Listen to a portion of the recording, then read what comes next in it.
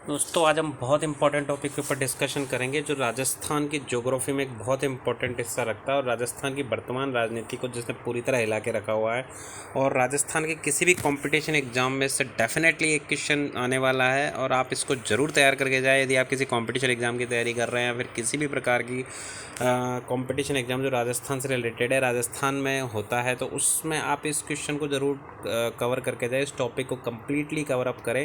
हालांकि इस टॉपिक का बहुत ज़्यादा अभी तक विस्तार नहीं हुआ है, अभी इसकी फाइनलाइजेशन नहीं हुआ है, लेकिन राजस्थान की राजनीति में इसका एक इम्पॉर्टेंट रोल है क्योंकि राजस्थान की जो ज्योग्राफी है उसमें इंदिरा गांधी नहर का जितना योगदान है, तो उससे एक मांग उठ रही थी बहुत लॉन्ग टाइम से कि पूर्वी राजस्थान के अंदर भी एक इस तरीके की नहर परियोजना बनाई जाए जो राजस्थान के पूर्वी क्षेत्र के सिंचाई संबंधित समस्याओं का समाधान कर सके।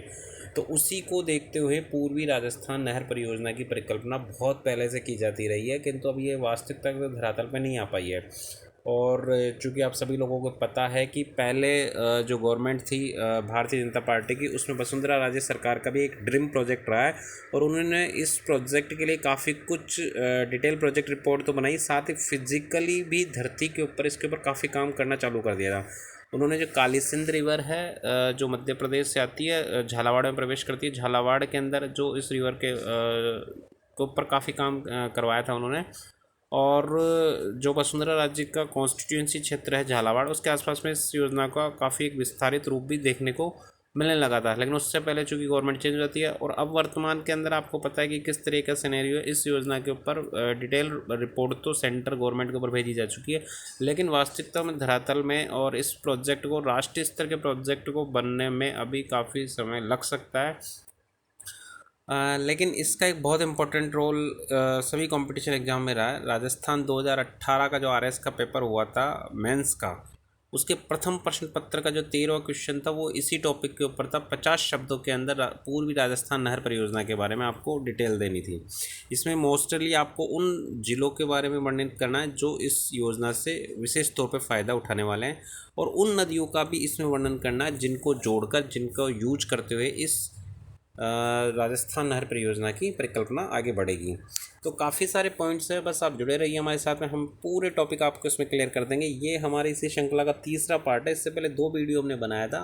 चूँकि ये योजना अपने शुरुआती स्तर के अंदर है, तो इसमें काफ़ी सारे अपडेट आते रहेंगे, काफ़ी सारे इसके अंदर जो पॉइंट्स जुड़ेंगे उस समय समय पर हम आपको बताते रहेंगे। बस आप हमारे साथ जुड़े रहिए और देखते रहिए पूर्वी राजस्थान नहर परियोजना का यह तीसरा भाग, बिल्कुल लास्ट तक आप हमारे साथ बने रहिए। तो देखो, इस योजना में कुछ बेसिक बेसिक चीज़ें वो हम जान लेते हैं, एक बार हम रिपीट कर लेते हैं फिर से। इस परियोजना में राज्य के 13 जिलों में पेयजल और लगभग 2.5 लाख से भी ऊपर हेक्टेयर क्षेत्र में सिंचाई की व्यवस्था इसमें करना सुनिश्चित किया गया।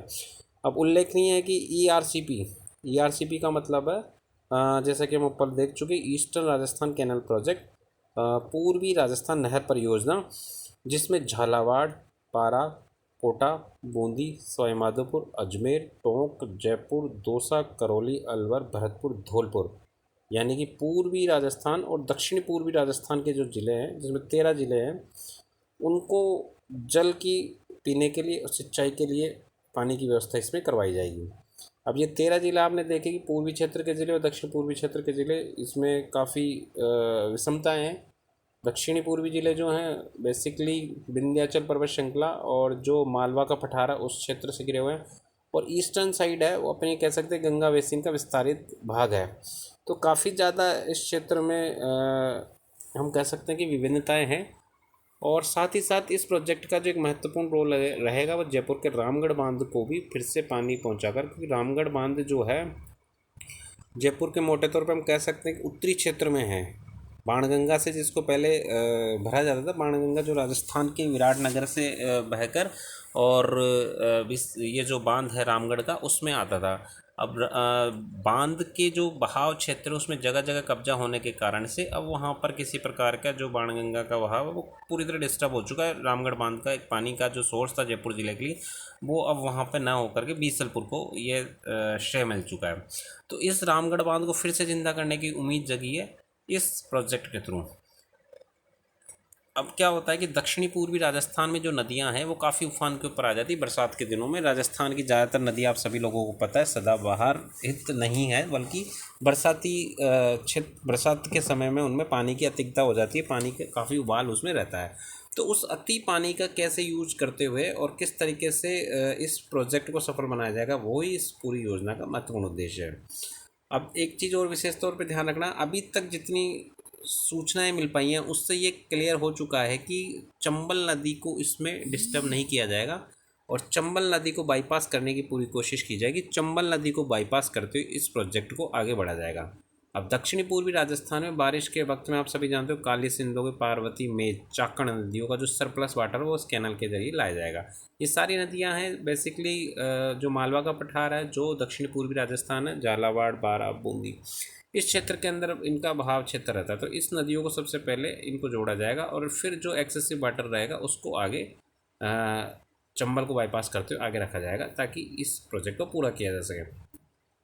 इस प्रोजेक्ट में चंबल नदी में किसी भी तरह की छेड़छाड़ नहीं होगी। हालांकि कई न्यूज़ चैनलों में आप पढ़ोगे कि इसमें चंबल को भी वो सम्मिलित करते हैं, लेकिन अभी तक का जो प्रोजेक्ट है जो पता चल पाया है वो यही है कि चंबल को इसमें बाईपास रखा जाएगा, चंबल के बहाव क्षेत्र को इसमें नहीं सम्मिलित किया जाएगा। उसका एक बड़ा कारण भी है, चंबल एक बड़ी नदी है, राजस्थान की सदाबहार हमेशा पानी रहने वाली नदी है और उसमें ऑलरेडी काफ़ी प्रोजेक्ट उसमें बन चुके हैं, जैसे कि महाराणा प्रताप बांध उसमें बन चुका है, महात्मा गांधी बांध बन चुका है। इसके अलावा मध्य प्रदेश ने भी कई उसमें प्रोजेक्ट रखे हैं, राजस्थान में भी काफ़ी सारे प्रोजेक्ट है, तो उसमें ऑलरेडी काफ़ी सारे प्रोजेक्ट हो चुके हैं, तो उसमें और ज़्यादा छेड़छाड़ संभव नहीं है। तो इसलिए उस प्रोजेक्ट को बिल्कुल इंटैक्ट रखा जाएगा और बाकी की जो नदियाँ हैं जैसे हमने पहले चर्चा करी काली सिंध, पार्वती, मेज और चाकण नदियाँ, इसके अलावा आप आगे पढ़ोगे कुल्लू नदी, कून नदी, कूनू नदी, इसके अलावा और भी कुछ नदियाँ रहेंगी। मैं एक शॉर्ट ट्रिक भी बताऊंगा कैसे उन नदियों को याद करना है, किन जिलों को आपको इसमें याद रखना है, तो इसमें देखा जाएगा। अब ये देखो, अभी मोटा मोटा एक डायग्राम के थ्रू हमने बताने की कोशिश करी कि अलवर, दौसा, जयपुर, अजमेर, टोंक, सवाईमाधोपुर, कोटा, बारा, झालावाड़, बूंदी, करौली, धौलपुर, भरतपुर,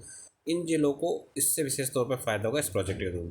हालांकि इस प्रोजेक्ट की जो राशि है वो पहले 37,000 करोड़ के आसपास थी, अब 40,000 करोड़ के आसपास है, और यदि समय से इसको स्वीकृति नहीं मिलती है, इसको राष्ट्रीय प्रोजेक्ट घोषित नहीं किया जाता है, तो इसके प्रोजेक्ट की ये रकम जो है और भी बढ़ती जाएगी, क्योंकि राजस्थान ही नहीं बल्कि पूरे भारत की समस्या है कि यहाँ प्रोजेक्ट काफ़ी डिले हो जाते हैं और उसकी जो एक्चुअल कॉस्ट होती है वो काफ़ी ज़्यादा बढ़ के मल्टीपल टाइम्स हो जाती है। तो उसका फाइनली और जो अंततुगत्ता भार पड़ता है वो एक आम नागरिक के ऊपर पड़ता है, तो ये एक समस्या है।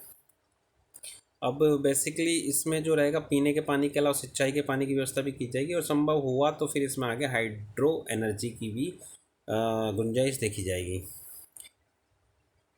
अब इसके बारे में थोड़ा और कुछ डिटेल में देख लेते हैं। इसमें जो भी नदी और बांध रहेगा उसमें पानी की कमी रहेगी तो उसमें पानी पहुंचा दिया जाएगा और जो एक्सेसिव वाटर रहेगा उसका यूज़ इसमें किया जाएगा।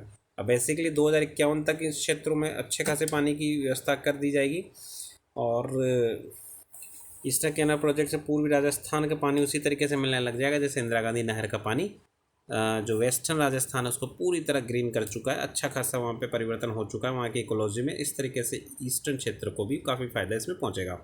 और जो पठारी क्षेत्र है दक्षिणी पूर्वी राजस्थान जो है पठारी क्षेत्र है, जिसमें मालवा का पठार होता है, जिसमें विंध्याचल का पठार और विंध्याचल की पहाड़ी श्रृंखलाएँ हैं, वो बेसिकली ग्रीनरी की तरफ बढ़ेंगे और वहाँ पे इस तरीके के जो सिंचाई के प्रोजेक्ट्स हैं वो आगे बढ़ पाएंगे।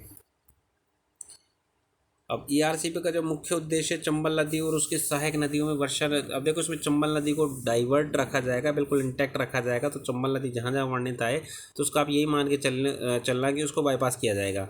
अब चंबल नदी की सहायक नदियाँ कौन सी? कुल्लू नदी हो गई, कूल नदी हो गई, पार्वती हो गई, काली सिंध हो गई, इनका जो अधिशेष जल होगा वो उसका उपयोग करते हुए दक्षिण पूर्वी जो ज़िले हैं उनको पानी की सिंचाई की व्यवस्था की जाएगी।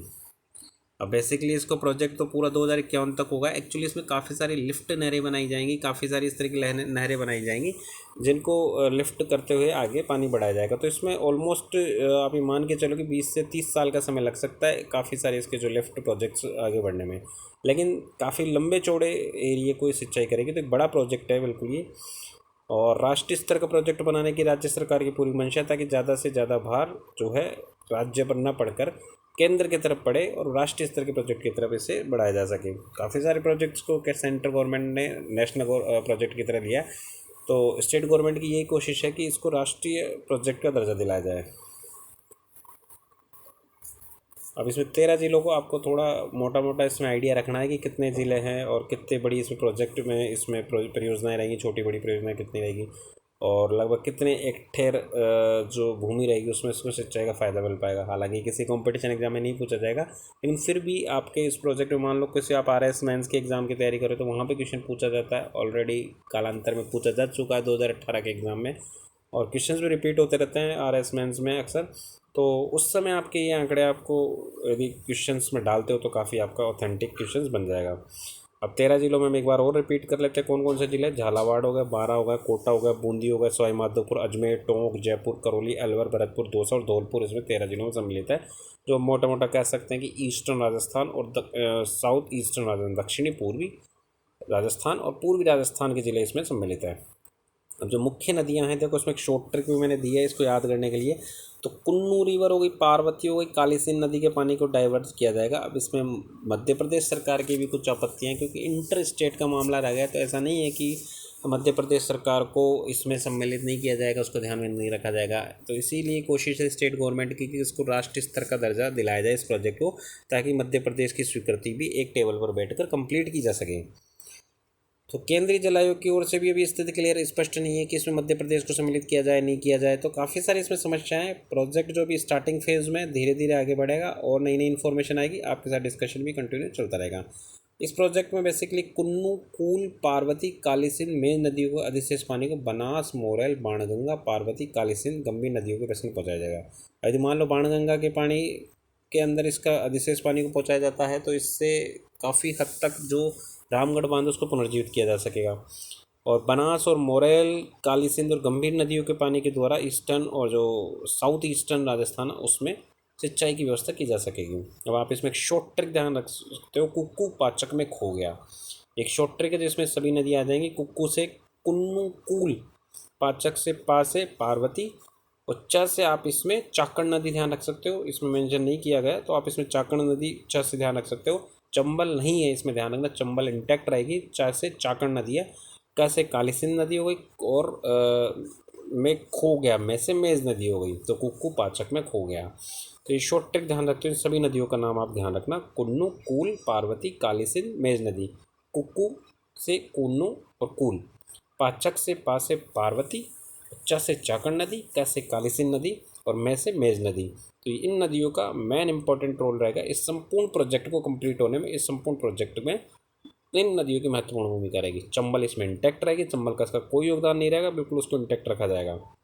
अब पानी का बंटवारा बेसिकली किया जाएगा, 50% पानी पेयजल के रूप में उपयोग किया जाएगा। तो हम कह सकते हैं कि प्राथमिकता जो दी जाएगी पेयजल को दी जाएगी, और उसमें जो अतिरिक्त पानी बचेगा उसमें 14% पानी जो इंडस्ट्रीज़ को दे दिया जाएगा और 6% पानी सिंचाई के उपयोग में लिया जाएगा। तो ये अभी मोटा मोटा, और बाकी के पानी का किस तरीके से उपयोग किया जाएगा वो अभी देखने वाली बात है, वो आगे फर्दर आप उसमें देख पाओगे। ये मैंने इसमें क्वेश्चन भी सम्मिलित किया जो RS 2018 के मुख्य परीक्षा में 13वें नंबर का क्वेश्चन था, प्रथम प्रश्न पत्र का। इसमें था write a brief note on eastern Rajasthan canal project. ये 50 शब्दों का एक क्वेश्चन था जो 2018 के RS मुख्य परीक्षा में पूछा गया था, प्रथम प्रश्न पत्र में। अब RS मुख्य परीक्षा में 4 पेपर होते हैं, प्रथम पेपर जो होता है उसके अंदर ये क्वेश्चन पूछा गया था कि right a brief note on eastern Rajasthan canal project. Hindi में भी बता देता हूँ मैं आपको, पूर्वी राजस्थान नहर परियोजना पर संक्षिप्त टिप्पणी लिखी है। तो इसके अंदर आपको बेसिकली उन जिलों का नाम लिखना था जो इससे लाभान्वित होने थे, और उन नदियों का नाम लिखना था जो इस प्रोजेक्ट में इंपॉर्टेंट रोल प्ले करने वाली थी। और चंबल नदी का भी वर्णन करना था कि वर्तमान स्थिति के अनुसार चंबल को इंटैक्ट रखा जाएगा। और प्रोजेक्ट की वर्तमान स्थिति क्या है वो भी आप देख लीजिए, वर्तमान में क्या स्थिति है। अब ईस्टर्न कैनाल परियोजना के पहले चरण में आधा दर्जन जिलों की आबादी की प्यास बुझाने वाले 20 अरब पानी के लिए पानी लाने का खाका तैयार किया जा रहा है। अब देखो जयपुर को, चूँकि राजस्थान की राजधानी है जयपुर, तो जयपुर को कई लाइन से जोड़ने का प्लान है। अभी वर्तमान में बनास नदी का जो पानी है वो बीसलपुर प्रोजेक्ट में पहुँचाकर जयपुर को पानी पिलाया जा रहा है। अब कोशिश ये की जा रही है कि जयपुर के जो बीसलपुर का पानी है उसको आसपास के ज़िलों में पहुँचाया जाए, जैसे दौसा हो गया, अजमेर हो गया, टोंक हो गया, इन जिलों को पानी पूर्ति की जा सके। तो इसके लिए आवश्यक है कि बनास के पानी के साथ साथ वहाँ पे पार्वती नदी का पानी भी पहुँचाया जाए। पार्वती नदी और ब्रह्मणी नदी, ब्रह्मणी नदी है, पार्वती का पानी तो ईस्टर्न इस प्रोजेक्ट के थ्रू पहुंचा दिया जाएगा, ईस्टर्न कैनल प्रोजेक्ट के द्वारा। लेकिन ब्रह्मणी नदी को सीधे जोड़ने का प्लान भी था इसमें, लेकिन अब वर्तमान में स्थिति हो गई कि यदि मान लो ईस्टर्न प्रोजेक्ट को आगे बढ़ाया जाता है तो ब्रह्मणी नदी को जोड़ने की जगह पे ईस्टर्न प्रोजेक्ट के माध्यम से ही जयपुर जिले के पानी की व्यवस्था को कंप्लीट किया जा सके, उसको एक ऑल्टरनेट सोर्स भी प्रोवाइड किया जा सके। और ब्रह्मणी नदी का ये किया जा सकता है कि इस प्रोजेक्ट में सम्मिलित करके ईस्टर्न कैनल प्रोजेक्ट है उसको आगे बढ़ाया जाए। अब ईसरदा बांध जो कि सवाई माधोपुर और दौसा के लिए प्रोजेक्ट में अलग रखा गया था कि जब दौसा और सवाई माधोपुर के आसपास के जो क्षेत्र है उसमें पानी की व्यवस्था वहाँ पे की जा सके। अभी वर्तमान में दौसा को किसी विशेष प्रोजेक्ट से नहीं जोड़ा गया। बीसलपुर बांध से पानी पहुँचाने की कोशिश की गई, किंतु वहाँ पे पानी की बड़ी समस्या है, तो ईसरदा बांध के माध्यम से वहाँ पर पानी की व्यवस्था की जा सकेगी। अब पहले चरण के अंदर मैं पहले भी वर्णित कर चुका हूँ कि कोटा झालावाड़ में एक नोनेरा बैराज बनाया गया है। कोटा नोनेरा बैराज जो कोटा झालावाड़ सीमा के ऊपर पड़ता है और इसको कालीसिंध नदी के ऊपर बनाया गया है। तो ये भी कंपटीशन एग्जाम की दृष्टि से बहुत इंपॉर्टेंट है कि सीधे क्वेश्चन पूछा जा सके नोनेरा बैराज जो है वो किस नदी के ऊपर बनाया गया है और कहाँ पे आसपास ही पड़ता है। कालीसिंध नदी पर नवनेरा, ये नौनेरा और नौनेरा एक ही चीज़ है। 167 करोड़ रुपए की लागत से इसको तैयार किया गया था। अब ये देखो ये इंपॉर्टेंट राजस्थान का है और इसमें ईस्टर्न राजस्थान जैसे अलवर, दौसा, भरतपुर, धौलपुर, करौली, सवाई माधोपुर, टोंक, बूंदी और जो दक्षिणी पूर्वी राजस्थान है कोटा, बूंदी, झालावाड़ हो गया। तो इस जिलों को बेसिकली इस प्रोजेक्ट से विशेष फायदा होगा। इसके दूसरे चरण में नवनेरा बांध के बारे में हम बता चुके हैं, बीसलपुर बांध के बारे में बता चुके। ईसरदा का पानी जो है उसमें सप्लाई का खाका तैयार किया जा रहा है, तो इस प्रोजेक्ट की वर्तमान स्थिति है। अब नवनेरा, गलवा, बीसलपुर, ईसरदा लिंक का कार्य शुरू किया जा चुका है और काफ़ी हद तक उसमें आगे बढ़ोतरी हुई और 260 करोड़ रुपए के आसपास का इस प्रोजेक्ट को इसमें खर्च किए जा चुके हैं। अब इसमें देखो होगा क्या कि ऐसा नहीं कि पूरा प्रोजेक्ट एक साथ इसमें युद्ध स्तर पे चालू किया जाएगा, इसमें काफ़ी सारे लिंक कार्य किए जाएंगे, मतलब इसके लिंक छोटे छोटे स्तर पे अलग डिवाइड करके फिर इसको किया जाएगा। जैसे नवनेरा का हमने चर्चा कर ली जो झालावाड़ के आसपास पड़ता है और कालीसिंध नदी के ऊपर इस बांध को बनाया गया, तो वहाँ पर एक अच्छा खासा एक बेस तैयार किया जा रहा है। बीसलपुर बांध को उसको काफ़ी हद तक कंप्लीट किया जा चुका है और ईसरदा लिंक को भी काफ़ी हद तक कंप्लीट किया जा चुका है। तो यहाँ इस क्षेत्र में काफ़ी हद तक इसमें काम हो चुका है। और धौलपुर में 60 करोड़ रुपए से लागत से काली तीर लिफ्ट परियोजना भी तैयार की गई है। तो ये भी एक लिंक प्रोजेक्ट है, मेन प्रोजेक्ट से थोड़ा अलग है, लेकिन इसको बाद में इसको मेन प्रोजेक्ट से जोड़ दिया जाएगा और इसको आगे बढ़ाया जाएगा। अब नवनेरा, गलवा, बीसलपुर ईश्वर लिंक कार्य और धौलपुर की काली तीर लिफ्ट परियोजना के लिए कुल 320 करोड़ रुपये का कार्य सरकार ने खर्च कर दिए अब तक। इसमें कीवनेरा, गलवा, बीसलपुर ईश्वरदा लिंक की डीपीआर का कार्य भी शुरू किया जा चुका है। अब इसमें जो आगे का प्रोजेक्ट है उसकी डीपीआर डिटेल प्रोजेक्ट रिपोर्ट जो है वो तैयार की जा रही है। अब पर्यावरण संबंधी मामलों में भी इसमें दिक्कत आएगी, उसमें एनओसी मिलने में समस्या आएगी और इसमें हम ऑलरेडी चर्चा कर चुके हैं। ब्राह्मणी नदी जो बीसलपुर परियोजना को जोड़ने का प्लान था उसको रद्द किया जाएगा क्योंकि ईआरसीपी के माध्यम से जयपुर को पानी उपलब्ध हो जाएगा। तो ब्राह्मणी नदी जो 20-25 साल में आनी थी और उसका पानी मिलना था तो उसको अब रद्द किया जा कार्य मात्र शेष बचता है, क्योंकि आपको एक ही प्रोजेक्ट से जोड़ सकते हैं। और ज़्यादा प्रोजेक्ट से जोड़ने का तात्पर्य है कि बहुत बड़े लेवल पे पैसा खर्च करना और पर्यावरण संबंधित भी कई समस्याएं इसके अंदर आएगी। तो इसको ब्राह्मणी नदी का जो प्रोजेक्ट है उसको काफ़ी हद तक रद्द करना शेष रह गया मात्रा मान लीजिए आप, और इसको ईआरसीपी के माध्यम से पानी प्रोवाइड किया जाएगा। अब इसमें ईसरदा बांध से हम ऑलरेडी बता ही चुके, जयपुर, 200, सवाई माधोपुर, करौली जिलों में पेयजल की सप्लाई शुरू की जाएगी क्योंकि वहाँ पानी की बड़ी समस्या है। बीसलपुर प्रोजेक्ट इतना बड़ा नहीं है कि इन जिलों को भी पानी पूरे स्तर पे दिया जा सके, क्योंकि गर्मी के दिनों में वहाँ पे बीसलपुर में भी पानी की समस्या हो जाती है, वहाँ तलछट की समस्या है और मिट्टी और गाद आने से वहाँ पर भी पानी का प्रॉपर सप्लाई जयपुर तक ही सीमित रह पाती है। तो दौसा, सवाई माधोपुर, करौली को ईसरदा बांध से जोड़ने की प्लानिंग है। तो आप इसमें काफ़ी सारे पॉइंट्स मैंने इसमें बताए, आप एक एक करके पॉइंट को ध्यान रखें क्योंकि कंपटीशन एग्जाम में जरूर नहीं कि वो ईआरसीपी से डायरेक्ट पूछे, वो लिंक परियोजनाओं के बारे में पूछ सकता है, वो ईसरदा के बारे में पूछ सकता है कि किस क्षेत्र के जल संबंधित समस्याओं को पूर्ति करने के लिए इस प्रोजेक्ट को आगे बढ़ाया जाए।